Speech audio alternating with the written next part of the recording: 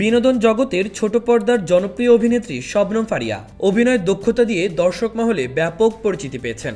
অভিনয়ের পাশাপাশি সামাজিক যোগাযোগ মাধ্যমেও বেশ সরব তিনি। বৈষম্য বিরোধী ছাত্র আন্দোলনের পক্ষে মিডিয়ার অনেকেই সংহতি প্রকাশ করেছিলেন। তাদের মধ্যে ছিলেন অভিনেত্রী শবনম ফারিয়াও। তিনি দেশকে নতুনভাবে গড়ে তুলতে সবাইকে এগিয়ে আসার আহ্বানও জানিয়েছিলেন।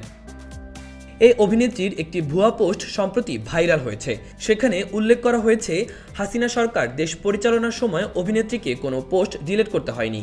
এই ঘটনার 3 দিন পর ফারিয়ার ভাইরাল হওয়া ভুয়া পোস্টের ব্যাখ্যা দিয়েছেন তিনি। গত 15 বছরে হাসিনা সরকার দেশ পরিচালনার সময় কয়েক হাজার পোস্ট ডিলিট করেছেন। এই ভুয়া পোস্টের ছবি শেয়ার করে অভিনেত্রী লিখেছেন, আমি গত 3 দিন ধরে জ্বরে আক্রান্ত। আমি কোনো পোস্ট করিনি কোনো বিষয়, বিশেষ করে রাজনীতি বিষয়ক। এই পোস্ট সম্পূর্ণ এডিটেড, এর সঙ্গে আমার কোনো সম্পৃক্ততা নেই।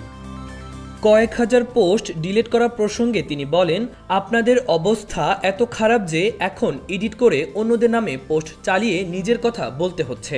শবনম বলেন, আমি এই পোস্ট দিয়েছি ভেবে যারা খুশি তারা প্লিজ খুশি হয়েন না। আবার লিখেছেন, 15 বছরে নাকি কোনো পোস্ট ডিলিট করতে হয়নি। গত 15 বছরে কয়েক হাজার পোস্ট ডিলিট করতে হয়েছে। মাহবুবুর রহমান, ইমন, খবর সংযোগ।